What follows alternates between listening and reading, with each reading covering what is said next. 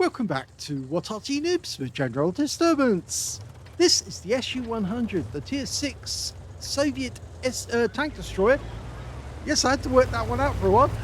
It's located on the north spawn of Fisherman's Bay, and it's under the command of BertholomaeusRexodus. Well, what can I tell you about this tank destroyer? Well, designed from the original design for the T-34, or rather the T-34-85, because they'd already had the SU-85 from the T-34, but the SU-100 was an upgrade using the T-34-85 type hull.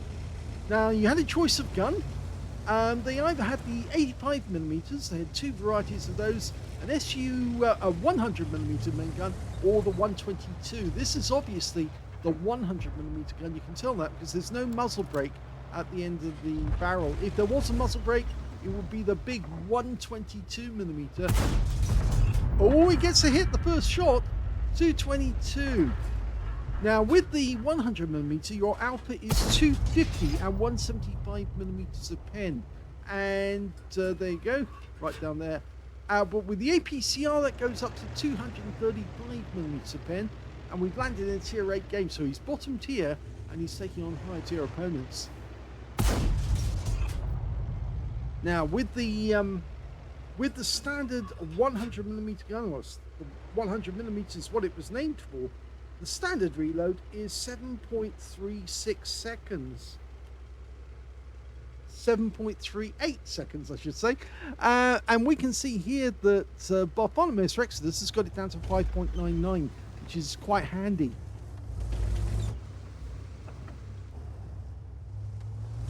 Now, the original name for this vehicle, or the nickname that the crews gave it, is Pizdet Simu, which means the end to effing anything, if you know the swear word. That Cromwell P went down before we got a shot. The Borsig got the shot that killed him. And if I'm right, the Borsig is directly behind us. Slightly off to one side. No, he's actually moved. No, there he is. Well, we missed that shot, but he didn't get through the armor on the Ferdinand, who pulled back. Borsig's moved up because he wants to get better shots from a different angle.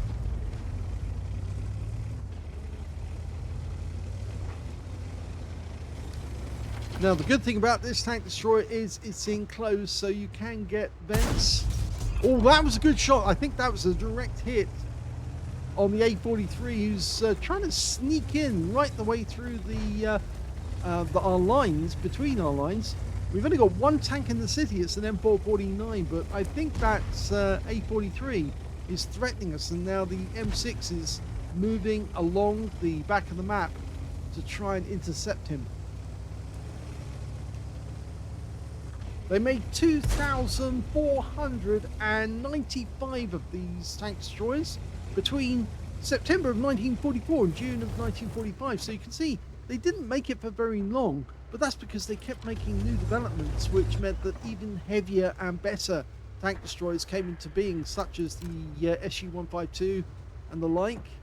So they kind of took over the production runs. So they didn't manufacture it for long, but it was mass manufactured. Mind you, the Soviets would mass manufacture a lot of things. They would pump them out as fast as they could. The angle of the armor is actually very, very well angled at the front. So although it's very thin armor, it's only 75mm thick, it's very likely to cause bounces to some shells, but on others, well, it might not. And, oh, FP4002, which is a tier 8. Yes, he gets around in through the side. It's a high roll for 255. There's a T-34-85 over there, styling in fully. Yes, gets the engine deck. Gets a low roll of 247. Can he get another shot in? Yes, he does, through the front of the vehicle this time. But it's still a low roll, 228. And he gets the kill shot that finishes it off. Now, luckily, he wasn't spotted on any of those shots. The score's even, but basically we've given up the city to the enemy. FP4002 again, gets the side armor again. And he gets a high roll this time.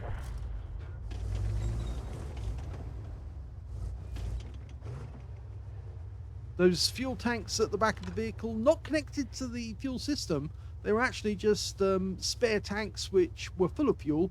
And when they stopped, the driver or whoever actually had the duty would then go out and connect the tanks to the fuel system and pump the diesel oil into the vehicle. So yes, just in case they got knocked off in the middle of battle, if they got damaged at all, they weren't actually affecting the overall fuel supply of the vehicle. Same was true for the T-3485 as well. I've often wondered in the game if they were actually to make, if you do get hit in the fuel supply, that it would limit the amount of time you can drive before you actually run out of fuel. And then obviously you're immobilized in the spot wherever you stop. But that might be a good mechanic to add to the game, because lots of vehicles do get hit in the fuel supply, but they carry on working. The only penalty that Wargaming actually applies is that the vehicle might actually catch fire, because of course there's lots of spare fuel washing around on the inside of the vehicle. If you get some hot metal go through the vehicle, you've got more chance that it will catch fire. But I've always felt that there ought to be some mechanical penalty for actually getting hold in the fuel tanks, in the fact that you can't continue for very much longer to drive everywhere. And the best thing you can do under the circumstances is to return to your own cap area and try and defend it before you run out of fuel.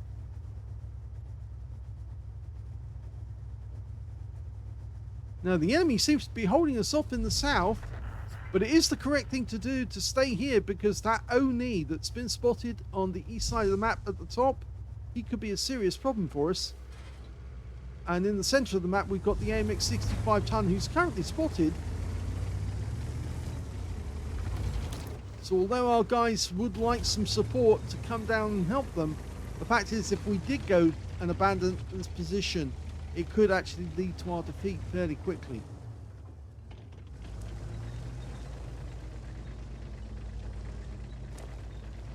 Okay, M6 over there. There's the 65 ton. They're not providing any shots for us. We still haven't seen the Oni since he was last spotted, but he is badly damaged, so he's only got a quarter of his health left. That might be why he's holding back.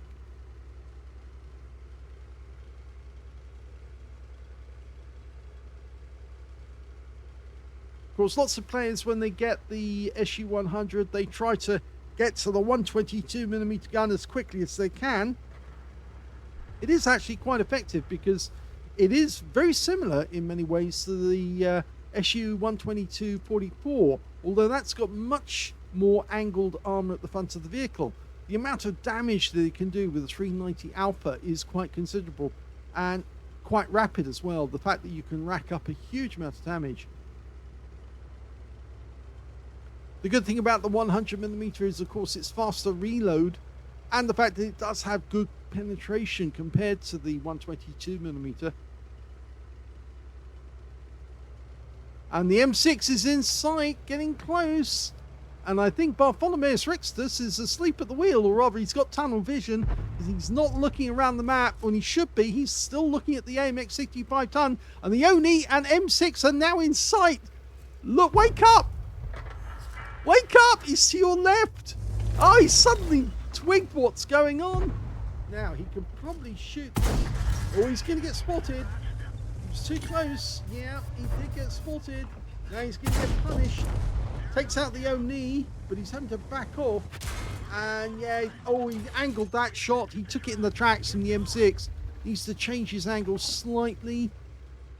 M6 turret still there. He can penetrate it. Yep. Did he get spotted? No. He's okay.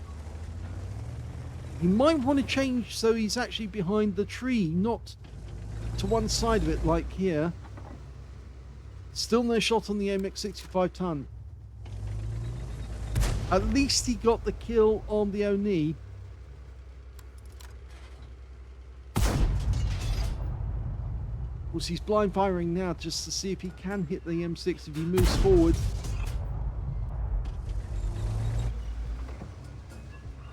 65-ton still hasn't budged from that area. And only small damage is being done to him. So I think it might be the Skoda who's actually the one pumping the shells in. Yes, that's the problem with being in sniper mode all the time. You miss out on things like the enemy suddenly appearing from your side and you're asleep at the wheel, so to speak. You're looking in one direction when the enemy is just to your left or to your right. Now, he hasn't got too many rounds left, so he probably needs to conserve his ammo. He's loading the APCR. Now, there is just a shot, but that will probably just hit the tracks, the drive wheel. It won't actually do any... it's not part of the hitbox. So he'll get a critical hit, but he won't get any damage on the hitbox.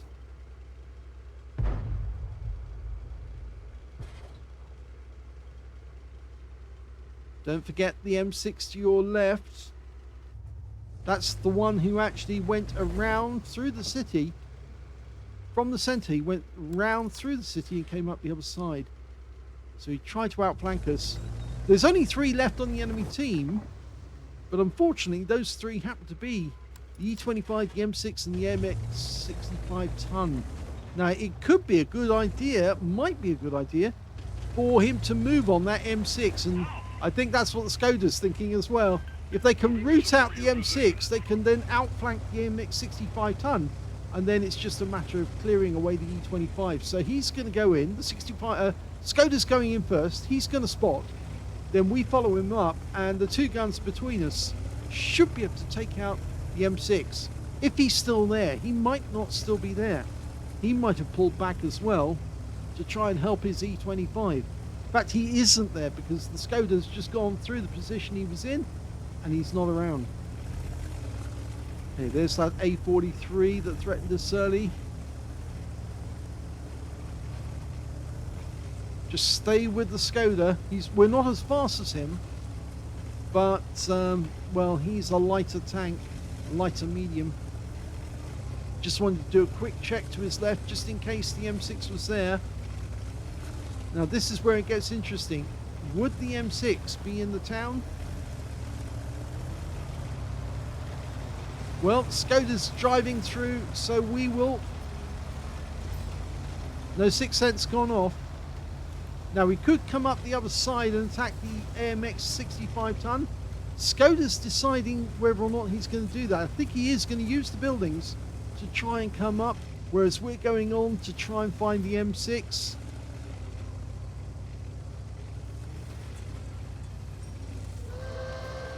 Two-minute warning. Now, have we got a shot on... No, we haven't got a shot on the AMX. But he has been spotted by the Skoda. And the Skoda's probably spotted him too. And now they're taking him out and he's gone.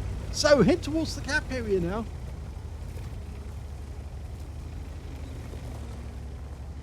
Force the E25 to split his fire between us and the tanks that are coming in from the north. Our M6 and the other Skoda are coming in.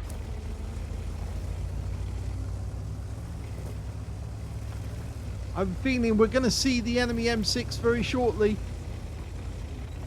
Now use the trees, the bushes.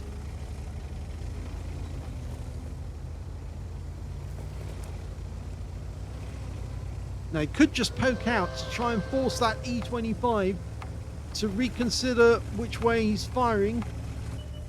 There's the M6. He is ahead of us. Now take him out. Nice! Now the E25's next. And if the E25 turns to face us, we've got plenty of hit points to spend, and that means the others can close in on him very, very quickly. We've got just over 30 seconds left to go. This is where it gets fun, because we're going to start pumping rounds into the E25. He'll be doing the same to us, but it will be a very, very quick end to the battle. There he is, right up ahead. Oh, one-shot kill, and wins the game for BertholomaeusRexodus in the SU-100. Well, with the clock ticking away, that was a dicey one. That was very, very close. But look at this. That was a first ace tanker for BertholomaeusRexodus44x2, the TLG clan in the SU-100. Very well done. Congratulations on breaking your duck. He's got a spotter badge for spotting at least 1,000 hit points of damage, 5 for effect for doing more damage than the hit points for his own vehicle, a fighter badge for getting at least 4 kills. He got 4 exactly. Duelist for taking down 2 tanks who damaged him, and a bruiser medal for getting at least 5 critical hits in this game. He managed to get 5 exactly. His win rate in the game, 4,892, but it was a good performance because he actually helped lead the team down or at the enemies on the west side of the map and ended the game very, very nicely with all the enemy dead. If you look at the team scores, we can see he didn't get the highest damage in the game. Actually, that went to the E25 in the enemy team. He got a high caliber and 3,359 hit points. And from the fact that he didn't have all of his hit points at the end of the game, although the minimap was saying he did, means that most of his damage, or in fact all of his damage, was being done after he actually lost most of his hit points. So he was actually doing it from behind cover because nobody knew how many hit points he really did actually have.